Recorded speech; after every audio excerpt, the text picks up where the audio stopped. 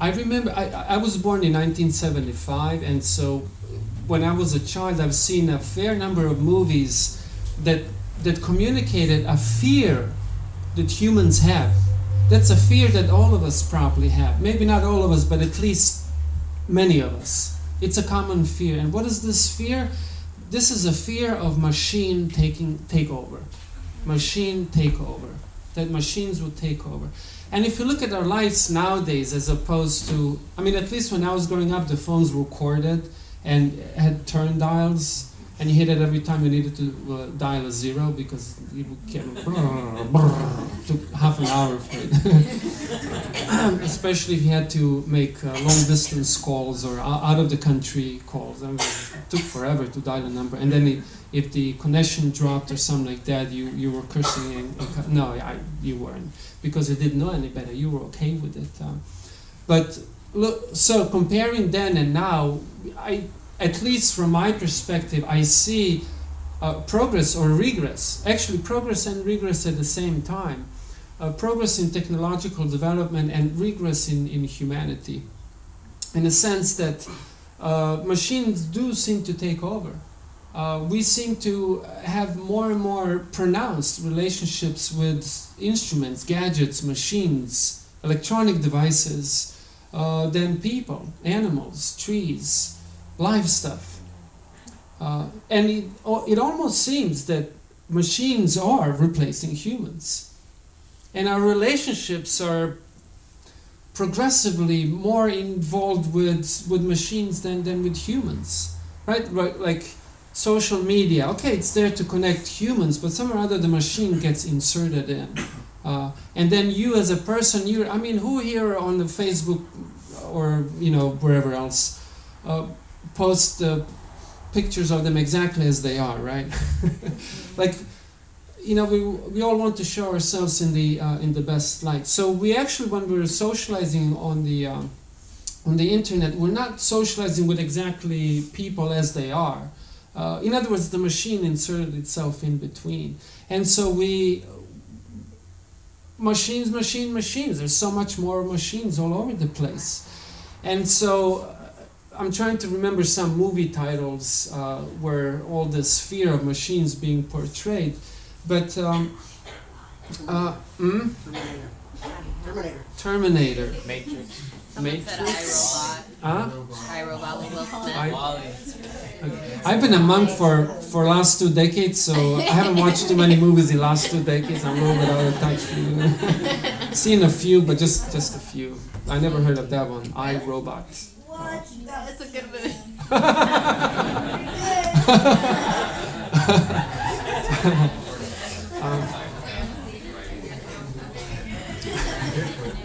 And then, so today I read that in the Bay Area they have first robots replacing police officers. So you have darn machines policing Bay Area. Most seriously, they have a dozen or so of them are now patrolling Silicon Valley.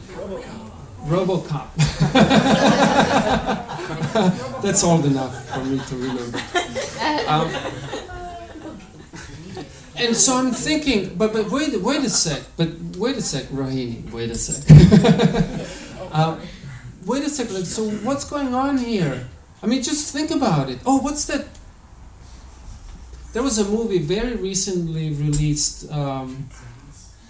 About a planet where everyone wants to go live because. Wall-E. Oh, I don't know.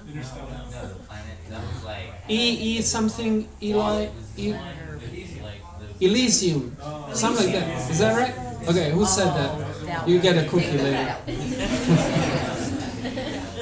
And a pizza. You guys seen this? No, okay. You've seen it, okay. Alright, anyhow, there was a blooper. I thought that everyone would see this.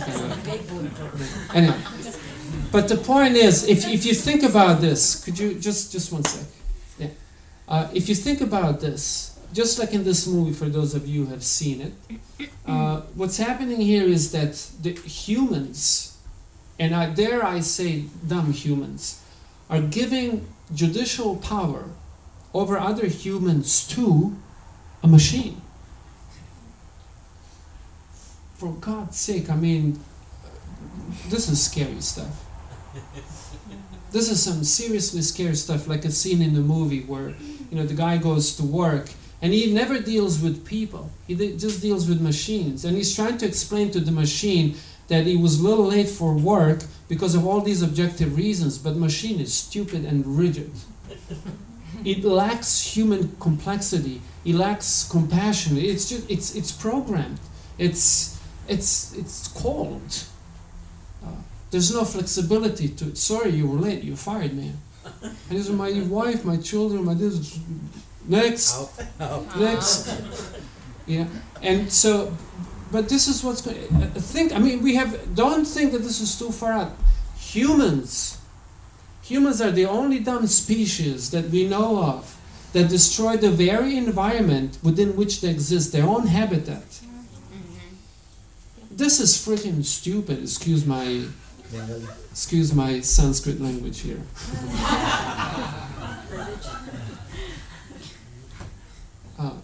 I saw a quote some years ago. It stated that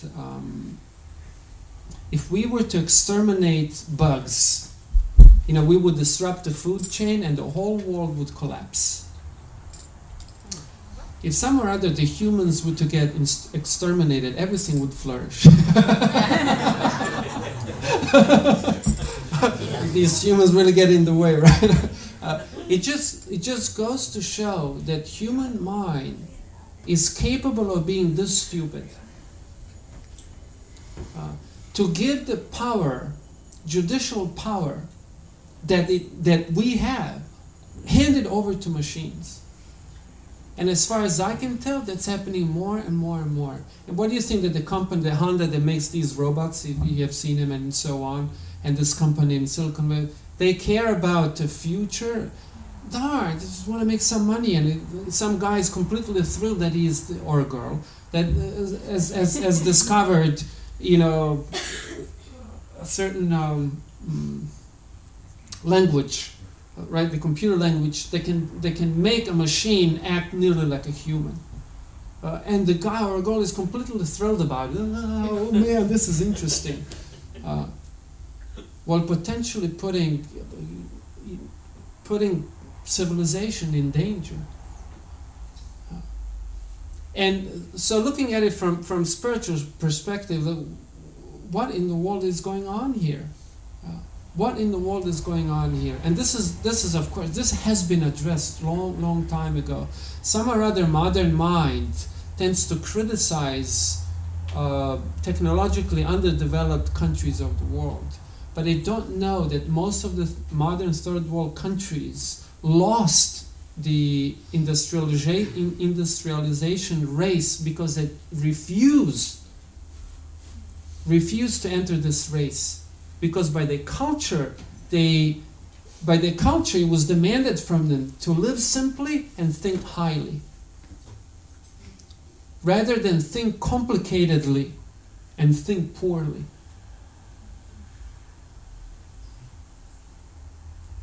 And this is a difference between two civilizations. So the point is that one who is, to literally use a Vedantic language, the language of yoga, this is called Maya or illusion, where you're not satisfied with who you are. You don't understand that you are, and that's enough. That you are. You're not incomplete. Om Purna Adaha Purnamidam Purnat Purnamudachyate. You're complete. Purna means complete. You're complete. Only due to illusion do you think yourself incomplete. And therefore this constant strive for completing oneself. And this race literally goes to hell. Like takes everything to some weird places. And all along, you're never satisfied. Whereas self-realized, self-actuated person, spiritually realized person understands I am. And that's enough, man. That's enough. I am. basta. For those of you who speak Italian. You speak Portuguese. Okay. But you understood that? How do you say in Portuguese? Eu sou e basta. E basta. Okay, so okay. It's almost same words. Yeah. And because you don't find that wealth internally, that spiritually, you just keep looking outside, externally, trying to complete yourself, right? A Google Glass, you have to Google. Why do you need Google Glass? Until someone invented, you didn't even know you needed it. And the list goes on and on and on. And this is going to continue. This is going to continue as long as people feel themselves incomplete. So they try to complete themselves in incongruous ways, in ways which are not competent of completing it, because by nature we're spiritual. We just have these physical bodies, that's all. But until, to me this made a lot of sense when I encountered the basics of the philosophy, Eastern philosophy, that you're not the physical body, you're soul. That's it. I mean, that's a powerful thing right there. You just have a body, have your soul having a human experience. But if this realization and culture is not there, then there's always search for completing oneself. And it's always somewhere external. You stick Google Glass, you stick Bluetooth in your... you keep sticking stuff, adding, chill, dude. You are, that's enough. So, I know some people may disagree with me, and of course this is a free country, so people can disagree, but I disagree with them, and we could discuss this. Maybe they have good arguments, but as of now, it scares the poop out of me, as it is.